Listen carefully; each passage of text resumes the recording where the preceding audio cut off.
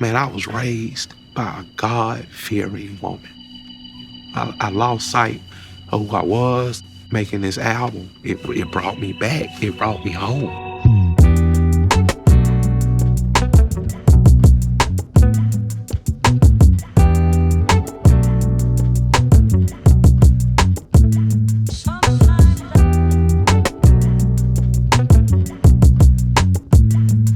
Yeah, there he is. What's up? What's up?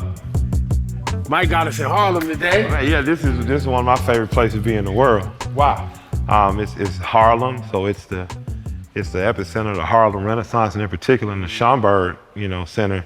It's Arturo Schomburg is in one of the foremost Pan-Africanist minds, and he's really the first person I learned about to show me that we still connected. You can feel disconnected, and he made sure we was connected. So thank God for that. Well, right here, we are in the Langston Hughes lobby. Mm-hmm. Langston Hughes has his ashes right here. Yep, absolutely. You as a intellectual man, as well as a man who had to figure out navigation of street life as well. Absolutely.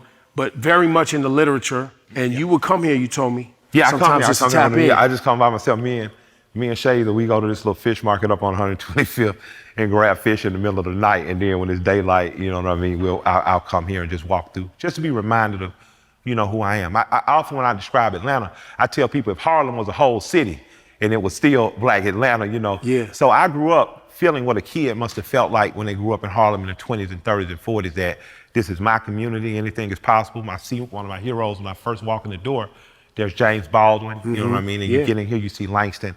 You think about people who were looked over but got what they deserved after, like Zora Neale Hurston, even people who are a little more conservative like Conte Cullen, And I like this place because outside feels like my people. I feel just as comfortable on the corner standing talking back and forth with the brothers and sisters as I do inside, commiserating and commemorating out where we've been. In your album, Michael, which we're going to get all the way into today, you tap into not only the sonics of the essence of Black folks with gospel and soul and everything musically that's in the album, but you tap into the essence of who you are. I do. By the name Michael, and then I love the album cover with, your childhood picture, but then all of the guests on the album, their childhood photos. But that's kind of that's the essence of who you are as a person. Yeah. But I feel like here is a whole other level as a husband, a father, losing your mother, just dealing with the ancestors. Yeah. Like this is another level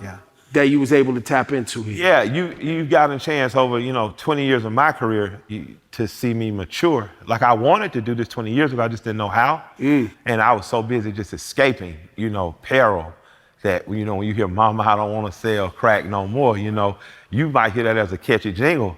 I really was like, man, these gonna kill me. Right. If I stay out here, I'm not supposed to be out here. I was supposed to have graduated Morehouse, supposed to went on. They smell it on me. I'm not supposed. This ain't like high school where I'm just doing it for joy. This is for survival. So I had to. Speaking in that moment, there was a certain urgency, and then having to go independent. And when I came around to rap music, it was a lot of, it still was. This 9-year-old boy named Michael created this superhero called Killer Mike. You know what I'm saying? Just like the man you are on that corner is a little different than the man you have to be here. Here you free, but on that corner you have to harden up a little bit. So that superhero has a backstory, and he has a, Batman take his mask off. You know what I'm saying? And it was just.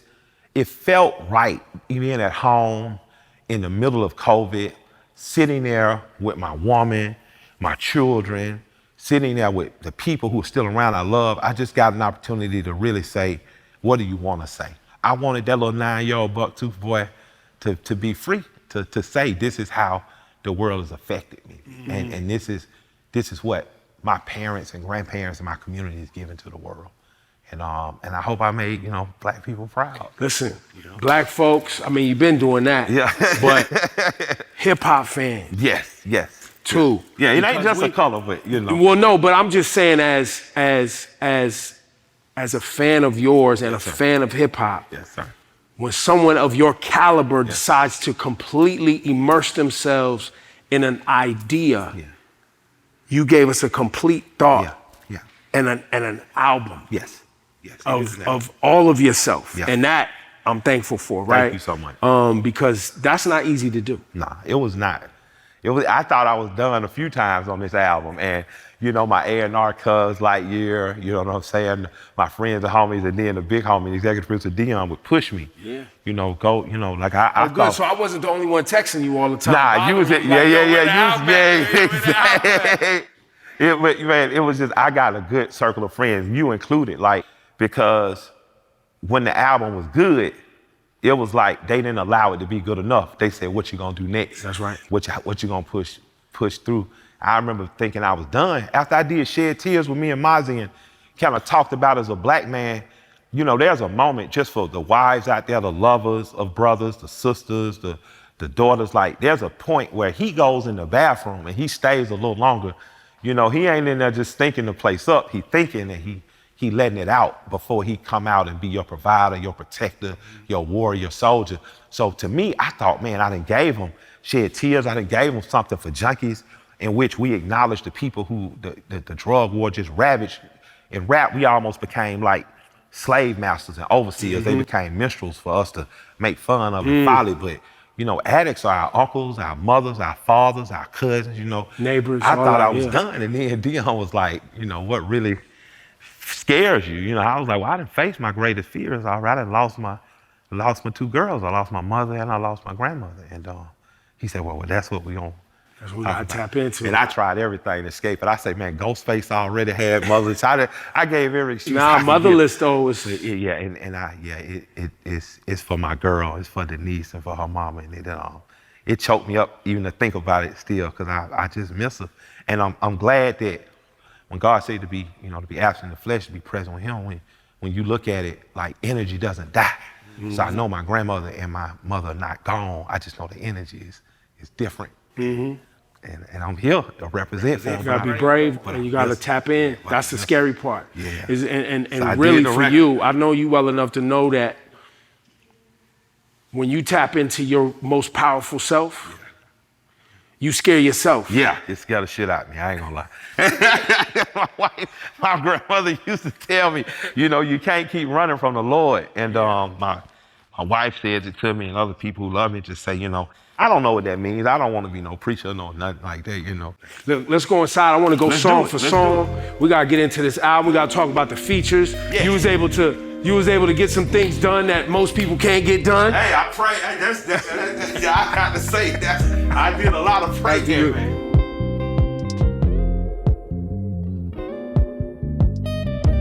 Got the auditorium to ourselves today. Yeah, man. For the album. This is a dream. I come here and I just think about all the people that have put it on the line for us to be here. It's humbling. This is like, you know, for me, this is a going to Mecca or, you know, going to Israel-like experience, depending on your faith. I guess I got faith in black folk. Listen, you unequivocally, at all times, you prioritize not only being black family, but black music in this project. Yeah, and a Southerner and working class. So, that's right. You know, but yes, absolutely black is power. But that, I guess, you know, priority that you've placed on that. Yeah. How do you balance the creative part of creating and just the many layers that are in this album, but also your other brain, which is your business brain and all that? This matters because I spent $500,000 without asking my wife. So it does apply to the music. It applies to the music too. Like, you know, it's just like she, you know, at about $250,000, she was just like, what the fuck is you doing? You know what I mean? I was like, I'm making the album I've always wanted to make. And she's like, we're $250,000 show. You know what I mean? That could have bought a whole nother quarter of a block somewhere. Right. So I just, man, I understand that I'm the leader. You know, my grandfather died 20 years ago, and I remember my sister LaShonda, you know, pat me on my back. She said, you know, go ahead and get it out now, you know, because tomorrow you're the leader of this family. You know, and you know, you don't expect to be told you're a patriarch, you know, so young. And how old are you at this time? Man, I was 28, 29 years old. I'm like, man, I'm still outside. I'm outside. And what I understood is that it didn't happen instantly. And my sister trusted what my grandparents had put in me and all of us to grow into who I've become. And right now, I'm the head of a tribe. And I have to think that this 9-year-old kid and his imagination got me here. So I have to make sure that this imagination stays and it doesn't die. And at the same time, I have to understand that I'm also a man and I'm fostering the imaginations of my own children. I'm fostering the bills for my family. I'm fostering creating a business network that will allow my children to work for self and beyond, you know, and I'm in business with people, you know, I'm in business with the Atlanta Hawks. I'm in business with Greenwood. I'm in business, you know, with the investors in Swag Shop. You know, I'm in business with my wife. And my grandmother said a saying, and I say it more the older I get: business is business and bullshit is bullshit, and the two don't mix. I said in a line in this rap, you know, in this album, I say, you know, singing and dancing essentially is just a business, but the business can turn niggas on to bigger business. And that is true. When you look at the Shaquille O'Neals, you look at the Chris Pauls, you look at what we've been able to do with music. LaFace Records coming to Atlanta changed the total trajectory of economics in Atlanta. Economics in Atlanta, black people had been being rich in Atlanta. Alonzo Harden was rich 120 years ago. He was a millionaire from starting an insurance company and owning barbershops. You know, Herman J. Russell was rich 50 years ago from having a construction company, development company. But when LaFace came through, and I got a chance to see Big Boy personally, not only be one half of the world's greatest rap group, but be an astute businessman. You know, I've just been inspired. And Tony Rexler, the owner of the Hawks, says, I'm gonna talk to you like I talk to my sons. You're smart enough to get this shit, so I'm not gonna bullshit you. This is what you have to do. And he sat me down, he talked to me about this is what you need to do in terms of budgeting, this is what you need to do in terms of growing your business, and it really matured me up. So he's a mentor of sorts, and hopefully in 10 years, I'll be an even better businessman. You got CeeLo on here, my bro Mozzie from Northern California is on here, Black, Aaron Allen Kane, who we could do a whole conversation just on her level of talent. Absolutely. She's all throughout the album. Blast is on here. You got your brother LP. Yes, so we get some absolutely. Run the Jewels is talk. here, yeah. Ty Dolla $ign's on a couple of things. Twice. 2 Chainz. Currency Spitter show up with us. Jagged Edge. Jagged, yeah, man, that felt good. If you from Atlanta, man, come on, man. You get Jagged on one, man. I was talking about, man, that's the cuddle up with your girl song right there. That's the slumber joint. That's the slummers. And you know, you tap into, you know, your storytelling ability. Yeah. While giving us a feeling of love in the South. Yeah, absolutely. You can rapidy rap with the best of them. Yes, absolutely, I can. And there's a lot of people who can rapidy rap. There are. But telling a story, a cohesive story, Yeah. which you do multiple times, is I don't think a cherished enough, And- celebrated enough art form within hip hop. Within the hip hop, and people sleep on how good of a storyteller I am. I mean, I've been doing it for a long time. And when I say that, I mean comparable to Slick Rick, Scarface. Yeah. The storytelling ability, you know, I felt like, man, there's so much unacknowledged in that our debates and arguments, but man, I just fell in love with a girl when I was like 15. You know what I'm saying? I was blushing now, man. She was, oh man, I got a pretty wife. So I ain't never like just, you know, I ain't never been with the, you know, settle for whatever I can get chick. I've been going pretty a long time. This girl was so pretty, man. She broke your heart though. Yeah, you know, but poverty broke our heart. You know, Right. She was poor. She was from the projects. So I could buy us matching Bo Jacksons, but I didn't have no apartment that she could escape to and get out of her apartment in the projects. An older dude did. So I ended up, you know, losing her in the physical to an older dude, but she, you know, right back around her mama's house, she was hitting me. I was still rolling over there. We were still, but it wasn't the same. You know what I mean? And you vividly talk about it in this record, even how Yeah. much belief she had In me. in you. Yeah, she literally told me, like, I don't like to fly. You gonna fly places, you gonna go places. You know what I mean? You are better than your dope boy homeboys you with. She really gave me a certain confidence that go forth with who you are, pridefully, but understand that what you're doing right now is not who you are. You're not a dope boy. You playing, you out here, you know, but you, It's a necessity. yeah, but that's not who you are. Who you are is a dreamer, and who you are is a traveler and thinker. And man, when she seen me, yeah, and she went on to become a great mother, had wonderful children, daughters, went to college, you know, good working class in terms of a son, and she saw me one day when and she just hugged me, and she said, "I told you." And then we got to talk about Andre 3000. Stacks, that's my guy, man. But because he's such a creative, reclusive individual, Yeah. how hard was it to get him nailed down for this scientists and engineers. Well, he's not, honestly, man, what's the crazy part about Stacks, he doesn't, you know, in a time where everybody want to be famous. You know, essentially, I tell people all the time about him and Big Boy. I say, man, they were child stars. They were 17 years old. You know what I mean? You look at the Goody Mob, they were young men. You know what I mean? They're a little more mature. But man, that got to be overwhelming to be. Imagine being popular in high school and you go from being popular to super. You put a city on the map. So man, I embrace whatever bro be on. If bro want to play the flute, if bro want to surf, whatever, because you've given me 4 albums that for the rest of my life will take me. You know what I mean? So whatever else you give me is You've just already delivered classics. Run the Jewels set a precedent. We had to have 4 classics. We had to do it like Cass in order to be. So with bro, I just kept it bro, him and Big in particular. And that was a woman named Regina Davenport, who was the A&R at Equipment Records. Those 3 mattered to me. And because they believed in me, I cared what they think about the music. So, you know, if I'm recording the music, I'm letting Twan hear it, I'm letting Ray Murray hear it, Rico hear it. And I came out to LA and I was like, hey, Stat, I want you to come through and just check it out. I had no expectations. Because every time I've ever asked, he'd be like, Kill, it's hard, man, but you know, Kill, I just don't feel it right now. You know what I mean?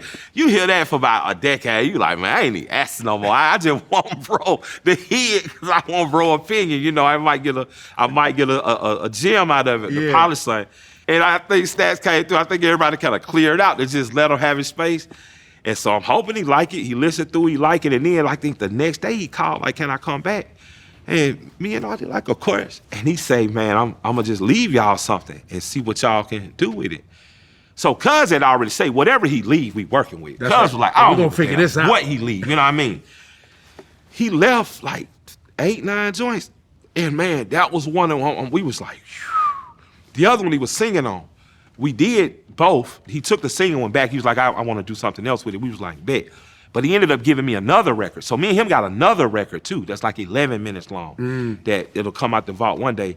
But that one, that Scientists and Engineers, man. He even says on it, he's like, I want to catch my second win when I'm 80. I hope I'm 80 when I catch my second win. That's a beautiful thought, because man, if you hang in there, your mind gonna stay sharp, guard. Well, but not only that, but just even to your point about how he's had to deal with superstardom and success. And where he's kind of in this, I mean, for those of us on the outside, we don't know what he's thinking. He's in this ambiguous kind of like, does he want to create? Does he not want to create? I think he's trying to figure out what his creating. next motivation is. Yeah, he's always creating. You know what I mean? He's never not creating. It just may not be the thing we want him to be creating. That's right. You know what I mean? He plays that flute damn good. The boy can surf. Ain't no water in Atlanta. Couldn't surf when we were sitting. So you gotta. He's lived. We spend so much time chasing what our goal or what we think it is that we forget to enjoy the journey. And he's inspired me to enjoy the journey. But man, he gave it. He helped get Corral Future. Him and Bear Loke. Shouts out to Bear Loke. Helped Corral Future to get Future on the Future Dungeon family member. It's a blessing. After I got it, I was just kind of just listen to it forever and ever and ever. And I wrote a few verses I didn't like, and then I just got in the studio one night and it just blossomed. Just that first lick came in, and I'm proud to say, man, you know, like somebody on Twitter said, I did not get washed on my song. So Stag usually show up and show out, man. And by the way, listen, it's 3,000, so you know what I'm saying? But you always gonna show up. I ain't taking no washing. I don't care if it's 4,000, 5 or 6. Yeah, I don't give a damn who you. I ain't show up to get showed out on. There's a couple of other records that really hit me. Please tell Exit 9 with Blast. Yes. So when you're on 285 in Atlanta, you exit 9, that's Martin Luther King in Adamsville. And you know, all Martin Luther Kings are very similar, you know what I'm saying, in terms, but this side of town is all black. And what I mean by that is the poor black folks there, the working class, the middle class, the rich black folks there, everybody from Alfonso Dawson and the Dawson Funeral Home to, you know, to my grandparents are there, everybody's there. So you get to see on Exit 9 is comparable to Today Was a Good Day. I pay homage to people like, you know, like Bruce and Zeke, who died too young, you know, DG Yola, who's in jail, unfortunately. I give props to Allen Temple, the apartments my auntie let me hang in and help raise me. I give a shout out to the people that I've seen along the way, the cars I've cruised, how Outkast music inspired me. That record really is a joy-filled one. Yeah, and Blast is on. And when I heard it, I was like, this got to be on the radio, specifically in Atlanta. Swift is hitting me about that. What's crazy is Outkast DJ Swift hit me. He said, hey, that's the record for radio. And I'm just, I've never thought radio because it's never Well, been an not even option. like but it's that's nostalgic. The one, exactly, It's that's the one that's purposeful. supposed to play. And coming out of that, going into something for junkies is See? it brings Exactly. it. See, this is why you're a professional, because you knew where I was going. Something for junkies is what you see after you off the exit for about 10, 15 minutes. You know, with the today was a good dayism of it, we have to come back to the sobriety of, you know, the crack era, the aftermath of it, of these people that are beautiful people. Like, you know, to all the people who've been raised by addicts or been, you know, have addicts in their lives or people that may be addicts themselves, man, most addicts are deeply sensitive people. You know, my own mother suffered an addiction, but man, we have done such a horrible job as a community in terms of understanding addiction and being empathetic. So Something for Junkies was an opportunity for me to take a piece of a conversation that one of my mom's friends, I call like an aunt, said to me when I was, you know, you make your first $10,000 in a weekend, you know, trapping, you think, oh man, I'm rich, like this shit finna happen. I'm going all the way, whatever all the way is when you're 17, 18 years old. And she, you know, we just sat on the back of a car, had a 7-8 Cutlass, and we had a very sobering conversation. You know, I got 10 bands. I'm like, oh man, it's on. And she say, you know, let me have it. I gave her a piece, whatever, and she hit it in front of me. I'm just like, man, you tripping, Got man. the Like, same shit everybody else got. Yeah, and when she said that, I was like, she made me feel like a little boy. And she said, you know why we shot with you? You ain't nobody special, ain't nothing. Because I'm thinking, at this point, I'm like, what, is it just because you know my mother? You know what I'm saying? And she said, because you treat us like human beings. And when she said that the weight never left me, I couldn't be a callous-ass drug dealer after that because I understood I already wasn't engaging in that type of behavior with the callousness, but I understood that she saw that I saw her as a human being, and I tried to be respectful, like, you know what I mean? And it never left me. So getting a chance to do this song meant a lot to me. Let's talk Aaron Allen Kane. Ain't she something? Man, I've been a fan for a really long time. Yeah. And to hear her throughout this album, I know church played a big role in your life. Yeah. And you could feel it in this project. You got Aaron bringing the soul, and then you got some gospel choirs and other things bringing that spirituality feeling into the album. But just talk about that spirituality and why it was important to have it in this album. Man, I ran from the Lord a long time. Spiritually, I've been looking for a God that loved black people, you know, and I didn't think God didn't love black people. It's just that Christianity, they've annexed us out. Where we were present, we were there, you know. We inspired some of the stories that got copied and rewritten, you know. But I didn't know how to, unless it was music, I didn't feel God. You know what I'm saying? I only felt it. The feeling until you get in church, the Holy Ghost. Right. I only felt it with rap music in particular, but with music, I felt it. But I realized I had been on a journey, a search, and I was like a prodigal son. I was just out in the world.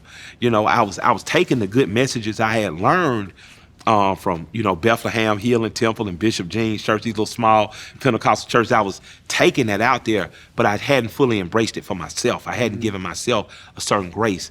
And when I decided to come home, I'm a hip hop. I love hip hop. I love what Run the Jewels, what we do. I love 90s boom bap. I love, you know what I mean? Like Outkast was hugely influenced by Tribe. If you're a real music head, you can hear and see it, you know. So I had always wanted my respect in that era, you know, and after a decade with Run the Jewels, I got it. You know, I knew I had gotten it. I know motherfuckers know not to play with me, right?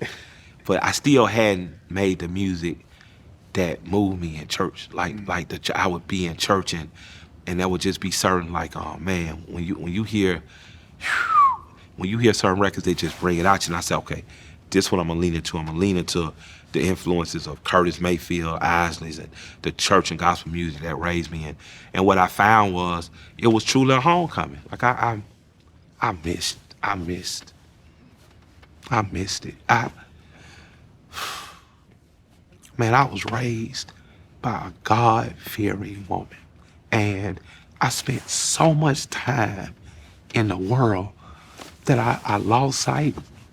You know, I lost sight of who I was. I lost sight of my morals. I lost sight of what really mattered. And, you know, making making this album, it brought me back. It brought me home.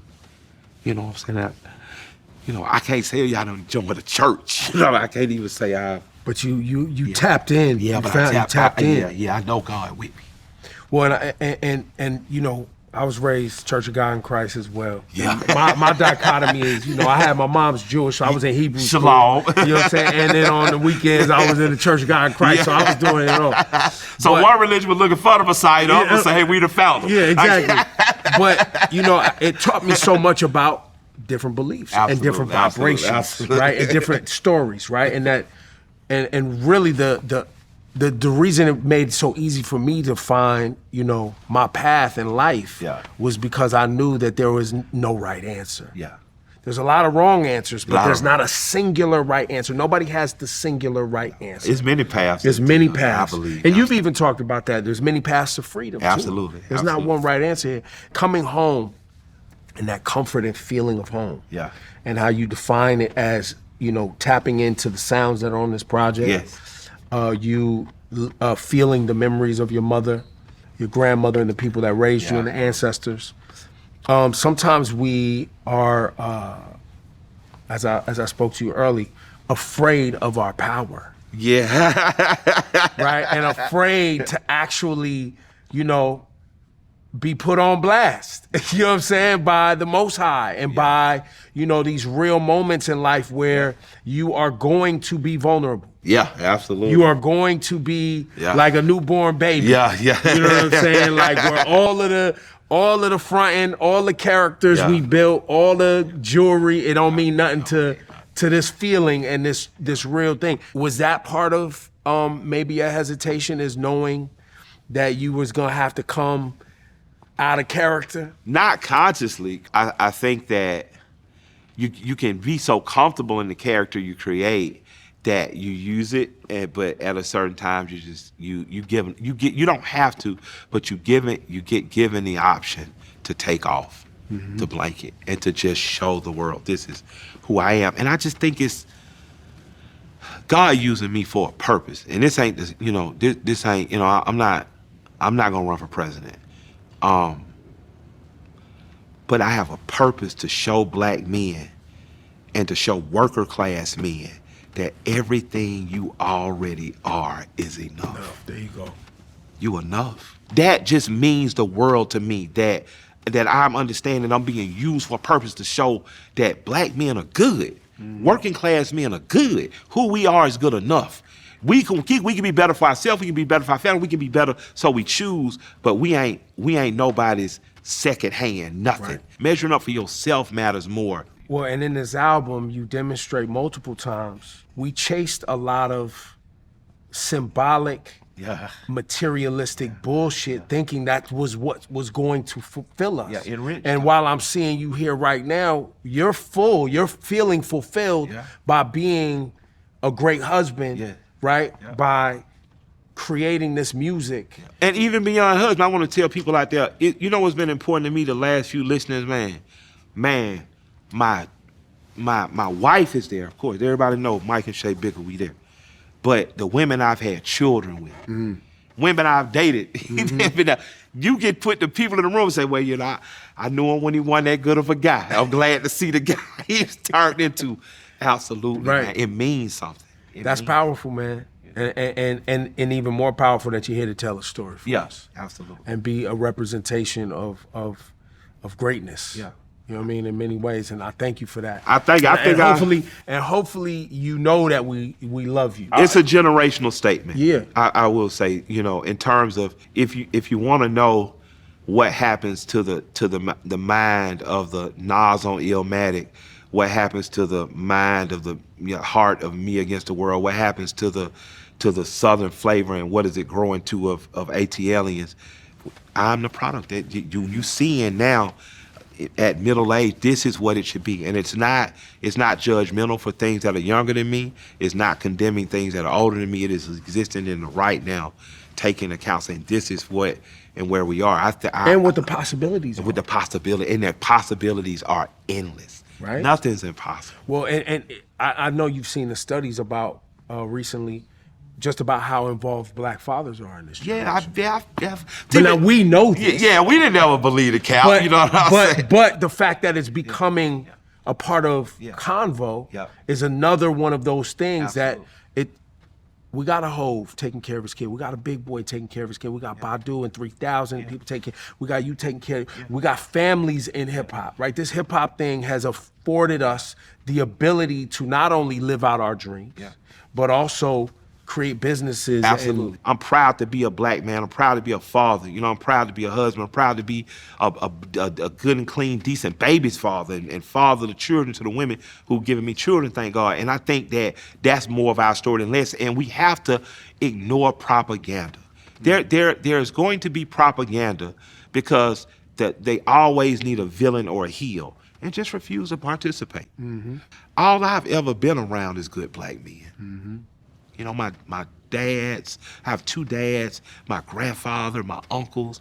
You know, even the black men that wasn't doing good, even the ones that ran moonshine, sold a little drug, they still told us the right thing to do. That's right. You know, they still told us stay out of trouble, you know. So I want to give black men their flowers. Speaking of Harlem, where we are right now, you're gonna be in Harlem. Yes. Big show happening in like a week or so. Yeah, well, July 20th, I'm gonna be at the Apollo. I'm excited. I'm nervous. I'm anxious. Yeah. I did the right thing. I called Cam. You know what I'm saying? What should I do, man? What should I do, man? Like, you know, I'm such a fan of New York City. Thank you for giving us hip hop.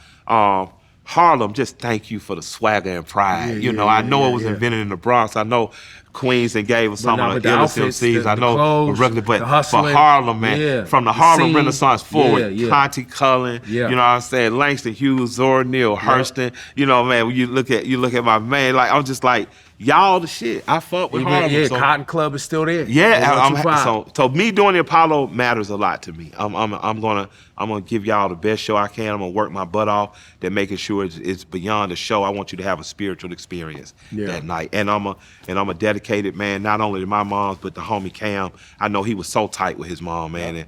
And I saw him go through a morning and loss. I went through it. So I'm gonna just put on for all the mamas that love their boys and create little arrogant rappers. Like you know, we gonna dedicate it. We gonna dedicate it to the moms that night. When is the Run the Jewels next chapter happening? So we're next chapters. This is our 10th year as Run the Jewels. So, you know, thank you guys. A decade went by like that.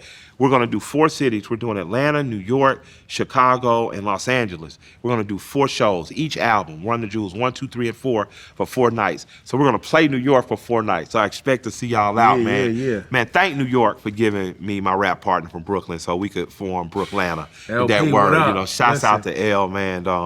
And I just don't let the devil.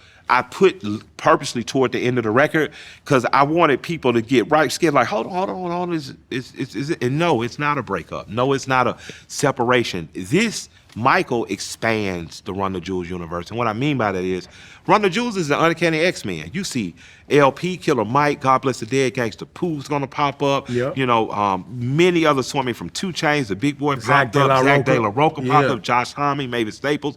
You never know. But the character of Killer Mike had an origin story. So I wanted people like Wolverine to Logan to see everything that goes into that. So to me, this record even expands further the Run the Jewels universe. So what I would like to see next is this record go through the roof, Run the Jewels have a successful tour in the fall and kill it. At some point, do enough mushrooms and weed to say, hey, it's time for 5, which we started playing around in the studio last year, and we demoed something that was stupid, dope, crazy. I'd like for Run the Jewels 5 to drop with the Run the Jewels Blues Brothers movie. Thank you for bringing us up here to the Schomburg. Yes. Those of you out there don't know about it, if you haven't come to New York City, come here. Don't just go to MoMA. Don't just go to the Statue of Liberty. That's right. You know what I'm saying? Don't just go eat the great food everywhere. Bring your asses to the Schomburg Museum, and it's not just black people. And I need you to know that. Like, I don't argue the CRT and stuff, but if I'm ever here with Georgia's Governor, Brian Kemp, I'm gonna say, Mr. Kemp, I would like you to come to the Schomburg Museum with me, because we've paid such an amazing tithe to this country. We have been such a cornerstone in the building of this country. Patriots, true patriots. Yeah, true patriots. When you talk about patriotism, if you don't talk about Frederick Douglass with the founding fathers, you're not a good American. So, right. you know, for me, I want all Americans to come to the Schomburg Museum. I want it to have to grow and quadruple in size because this is as much a part of American history as it is a part of just my history as Black right. history. That's I want right. all of us to. New So, York- so Governor Kemp, when we come here, got you. And it is also a New York Public Library, which is a Yes. whole other thing. Yes, This is yes. supported by Yeah. New York City. Yeah. This is Yeah. it's a monument. So shout to the Schomburg Center Yeah. for having us here. And shout to Killer Mike for making sure that we represent the right way on this conversation. Thank you, sir. Absolutely. Love and respect.